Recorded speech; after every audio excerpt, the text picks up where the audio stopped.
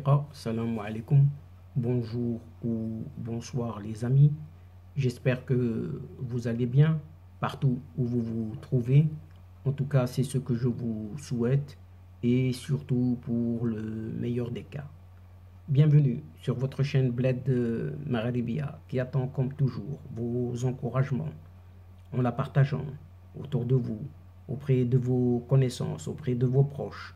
Et surtout pour ne rien rater, ne rien manquer des dernières nouvelles, des dernières nouveautés de votre chaîne. Je vous demande très modestement de vous abonner et de faire abonner tous les gens que vous connaissez afin d'y être informé très rapidement et ce en toute primeur bien entendu. Merci de nous recevoir chez vous et parmi vous une nouvelle fois. Et pour moi, je suis content, heureux et ravi de vous retrouver. Cette 303e vidéo vous propose votre CQFD, c'est-à-dire ce qui fait discussion entre nous à chacune de nos rencontres. Désormais, vous savez très bien que votre CQFD de votre Bled Maghribia se consacre comme toujours et comme à son habitude à cette actualité nord-africaine pour venir vous la résumer très brièvement en quelques phrases, quelques mots qui ont été dénichés de cette actualité de cette région. Et ce CQFD, le présent CQFD, se consacre une nouvelle fois à cette nouvelle Algérie. Oui, cette nouvelle Algérie dont son supposé président, oui, son supposé président est très hanté par son voisin qui est le royaume marocain, en dépit d'une rupture totale, oui, d'une rupture totale de toute relation. En effet, d'après le journaliste et écrivain Taïb Dakar, cette nouvelle Algérie, entre guillemets, promise par ce super bonimenteur, oui, ce super bonimenteur président algérien qui est natif de Méchéria dans la wilaya de Naama, une région frontalière du royaume du Maroc. Cette Algérie dessinée justement par ce hableur, oui, ce hableur de président athée, a cependant coupé tous les liens avec son voisin marocain, en dépit d'une frontière terrestre que les deux pays partagent en commun. Une frontière terrestre longue de quelques 1600 km, fermée, close, depuis maintenant 27 ans, à savoir plus exactement depuis ce fameux mois d'août 1994. Et au mois d'août dernier, donc au mois d'août 2021, cette nouvelle Algérie avait décidé purement et simplement la rupture totale des relations diplomatiques avec le royaume marocain, avec en prime cette fermeture du ciel aérien aux compagnies aériennes marocaines. Mais alors pourquoi, oui, mais alors pourquoi cette nouvelle Algérie a-t-elle rompu ses relations diplomatiques avec le royaume marocain? Relations qui ne tenaient en fait qu'à un fil, à un bout du fil, depuis déjà plusieurs années. Mais cet amnésique athée et consorts, ceux qui sont avec lui, autour de lui, dans le cadre de cette nouvelle Algérie, ont décidé de rompre définitivement les liens avec le Maroc. Mais il y a un autre zinzin qui est tout juste à côté, il est dans les parages. Ce zinzin qui est ce Ramtan Lamamra, oui, c'est celui qui s'annonce comme le ministre des Affaires étrangères, autrement dit celui que l'on nomme ce chef de la diplomatie algérienne. Ce Ramtan Lamamra a invoqué, entre autres raisons de cette rupture, Eh bien, cette guerre des sables, oui, il est remonté jusqu'à cette guerre des sables d'un certain mois d'octobre 1963. Dès lors, le Maroc est accusé en 2021, oui, en 2021, soit quelques 58 ans plus tard, d'avoir fait la guerre à cette Algérie au lendemain de son indépendance, causant pas moins de la mort de 800 Algériens. Bien que la mèche de ce conflit ait été allumée à cette époque déjà par le régime algérien lui-même. Et jamais les relations entre les deux pays rétablies en 1988, après une rupture de 14 ans. Des relations à l'initiative du Royaume du Maroc, comme toujours, au lendemain pourtant de la création sur le territoire algérien d'une chimérique entité dénommée RASD, cette pseudo-chimérique République arabe sahraoui démocratique au début de l'année 1976 et n'avait atteint un tel pic de dégradation. Une telle situation ne se produit que dans cette nouvelle Algérie. Ce n'est pas dans le cadre de la Deuxième République que ce défunt du petit abbé, vous vous rappelez de ce petit abbé, chassé du pouvoir par un certain Chirac en avril 2019, eh bien cet abbé entendait mettre en place à la fin de son 4e mandat déjà, au cas où ce mandat venait à être prorogé de quelques mois encore. Cette nouvelle Algérie dirige quotidiennement son artillerie médiatique cette fois-ci, et surtout diplomatique, à l'encontre de ce royaume marocain, avec une aggravation de ton, oui, de ton, avec méchanceté gratuite, ce manque de tact diplomatique et de courtoisie entre pays, ces excès oratoires insensés, proches des insultes, qui sont le fait de deux personnages clés. Quel fut le locataire de ce palais d'El Mouradia? Oui, ce locataire du palais d'El Mouradia. La bienséance de règles eût été en toutes circonstances, sauf du temps de cet ancien dictateur. Et c'était autre chose encore à cette époque. Mais le premier mensonge, le premier personnage, étant bien sûr cet athée, oui, ce menteur athée, qui a fait carrière au ministère de l'Intérieur, avant d'intégrer le gouvernement comme secrétaire d'État, puis ministre, et enfin chef de gouvernement, pour 3 mois seulement. Et coopté par la suite par ce vieux général qui était Ahmed Gaïd Salah pour les présidentielles. Il avait affiché les couleurs concernant le Maroc en particulier lors de sa campagne électorale, quand il avait exigé, oui, rappelons-nous-en, il avait exigé des excuses du Maroc à propos des contrôles d'identité des Algériens qui séjournaient au royaume marocain lors de ce fameux attentat contre l'hôtel Atlas Asni à Marrakech en 1994.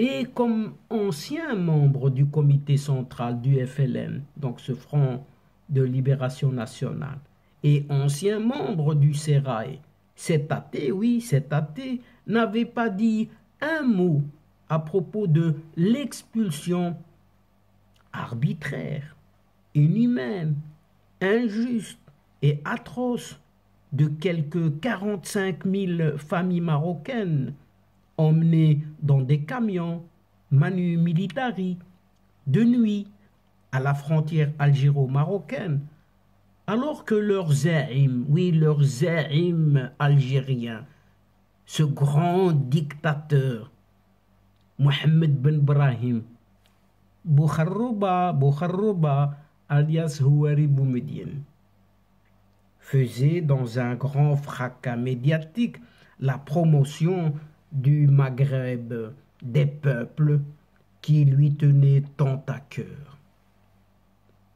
Eh bien, cet athée ne déroge toujours pas à une règle très connue au Maroc.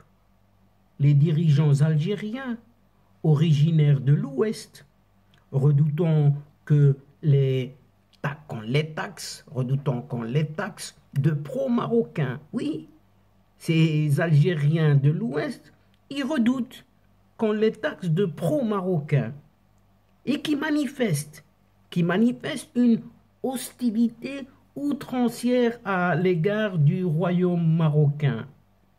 Ce régime, une hostilité apportant la preuve évidente de leur patriotisme, bien que nous soyons en mesure de produire des preuves de leurs liens familiaux avec le royaume marocain. Oui, ces frontaliers, finalement, sont issus de la même famille. Et pourtant, outranciers. Oui, vous avez bien entendu, chers amis, outranciers. Il l'est sûrement, parce que même si les relations sont totalement rompues, ce pseudo-président athée ne s'endort jamais tranquillement, sans que le Maroc, oui, cette image, surgisse dans ses cauchemars. Les relations étant rompues,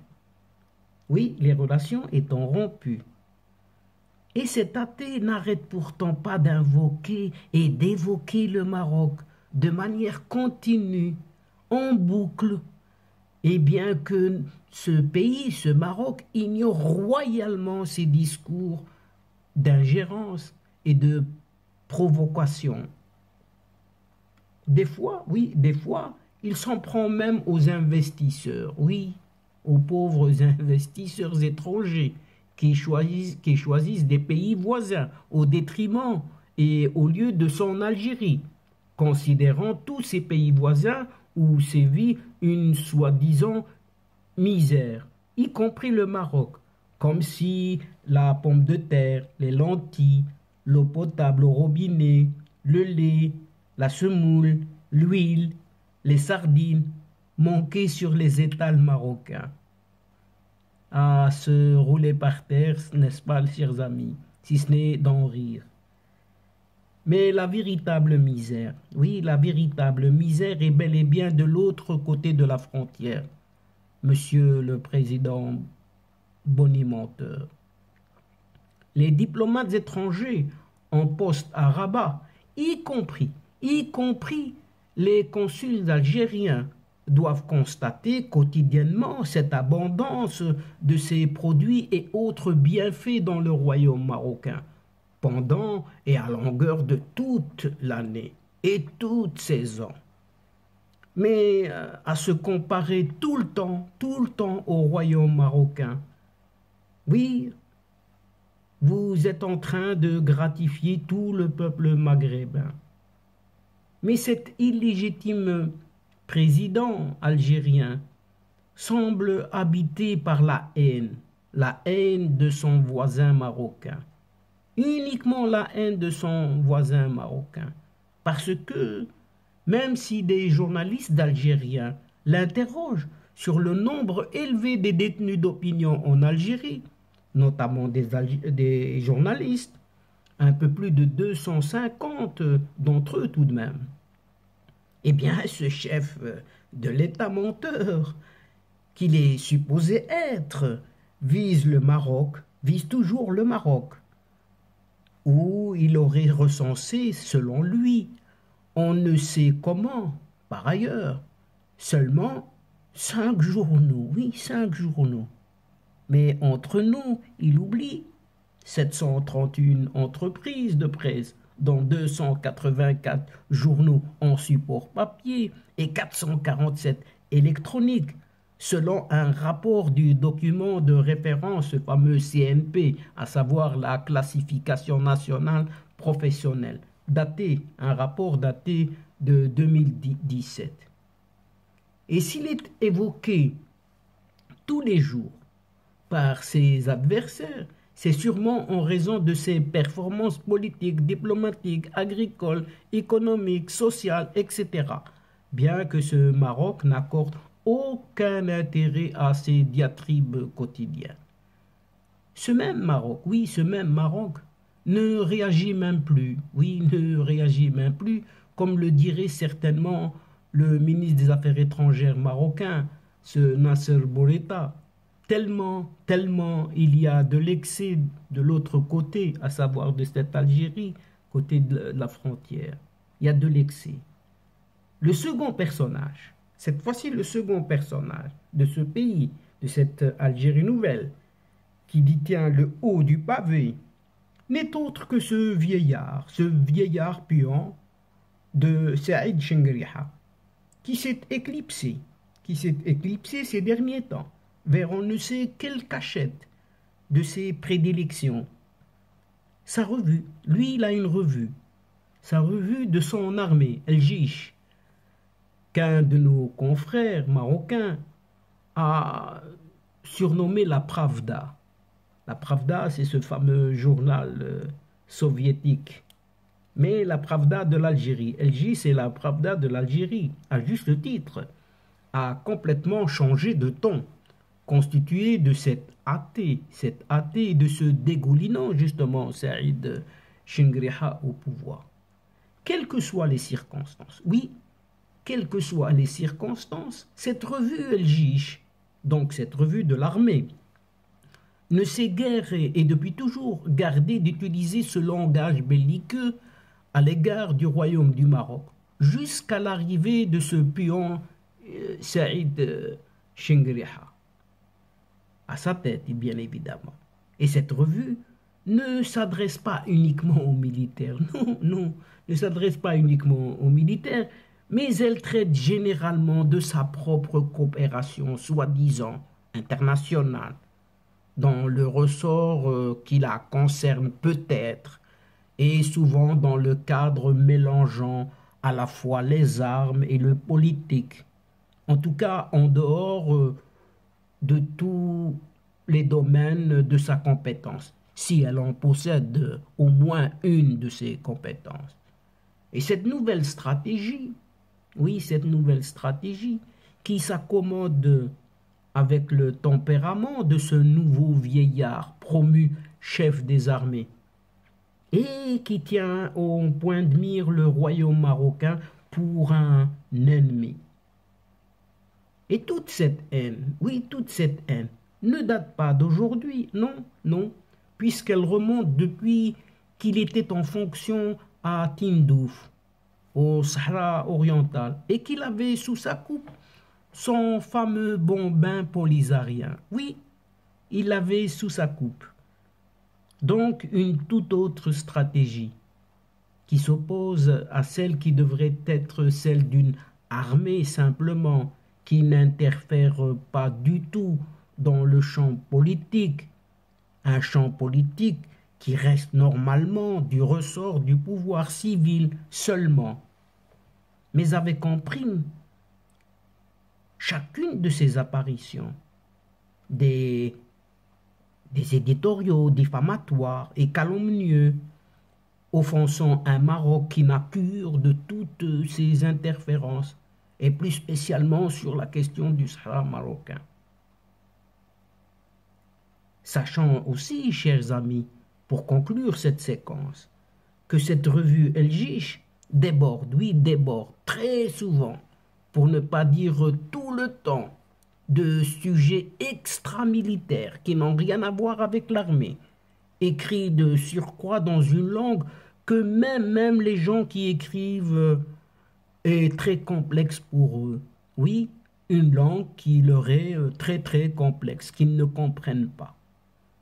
En effet, cette pravda algérienne, traduit en fait la position prééminente qui est celle de l'armée, et rien que de l'armée, dans cette architecture du système politique algérien. On prononce politique, mais c'est en réalité militaire, et rien que militaire.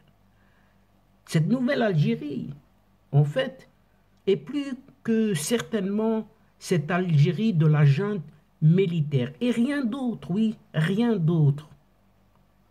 Une Algérie dirigée par une junte militaire. Il n'y a rien de politique circulé, il n'y a rien à voir.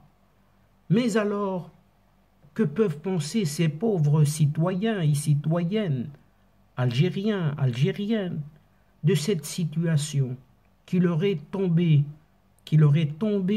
sur la tête? Et oui, chers amis, mérite-t-il vraiment de subir tout ce supplice depuis une certaine date, juillet 1962? Et donc, chers amis et chers adeptes, c'est sur cette question que se termine cette séquence en prenant congé de vous. Mais néanmoins, nous espérons vous retrouver très bientôt avec un immense plaisir comme d'habitude pour vous relater d'autres thèmes lors de prochaines vidéos de votre CQFD, c'est-à-dire de ce qui fait discussion entre nous à chacune de nos rencontres. Un tout grand merci pour votre confiance, votre fidélité, votre patience et surtout votre participation à nous écouter jusqu'au bout des séquences. Mais néanmoins, ne nous oubliez pas. Et n'oubliez pas d'aider votre chaîne en vous y abonnant et de faire abonner vos proches, vos connaissances, afin d'y être très nombreux et afin aussi d'être informés très rapidement. Et surtout, n'hésitez pas de partager au grand maximum autour de vous les séquences vidéo de votre chaîne. Pour ma part, il ne me reste plus qu'à vous dire au revoir les amis. L'asdiqa, salamu alaikum wa rahmatullah wa barakatuh.